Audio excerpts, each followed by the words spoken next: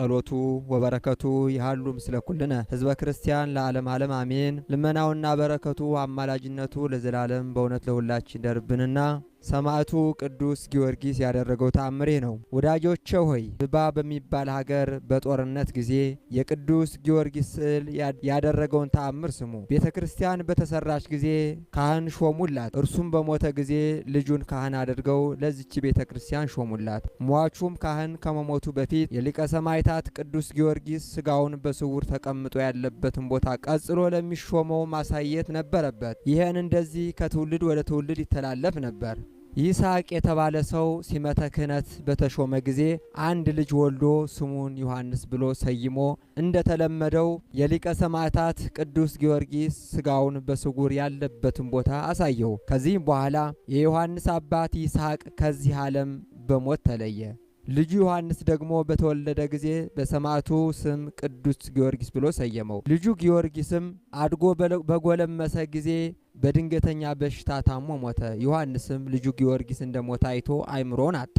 በድኑንም ተሸክሞ ሄዶ በቤተ ክርስቲያኑ ፊት ለፊት አስተኛው። ታቦተ ሕጉ ካለበት ቤተ መቅደስ ገብቶ በምስራቅ በኩል ባለው እምነት ትንሽ ፈንቀል አድርጎ የሊቀ ሰማዕታት ቅዱስ ጊዮርጊስ ስጋ ከሚገኝበት ቦታ በታላቅ ቃል ጮኸ። ኃያሉ የእግዚአብሔር ሰማዕት ቅዱስ ጊዮርጊስ ወይ እዘንልኝ፣ ያለ እርሱ ልጅ የለኝምና ከእኔ አገልጋይ አገልግሎትን ማን ይረከባል? በዚህ የክህነት አገልግሎት ሌላ ሰው ሊተካ አይችልምና በማለት ከሊቀ ሰማዕታት ቅዱስ ጊዮርጊስ መቃብር ላይ ያመጣውን እምነት ከልጁ በድን ላይ አደረገው። በዚያን ጊዜ ቀላል የንፋስ ሽውታ ድምፅ ተነስቶ በልጁ በድን ላይ እፍ አለበትና ልጁ ከሞት ተነሳ። በዚያም አባትየው በኃያሉ ሰማዕት ቅዱስ ጊዮርጊስ አማላጅነት እግዚአብሔር ባደረገው ቸርነት እየተደነቀና የተወደደ ሊቀ ሰማዕታት ቅዱስ ጊዮርጊስን እያከበረ ልጁን ይዞ ወደ ቤቱ ሄደ።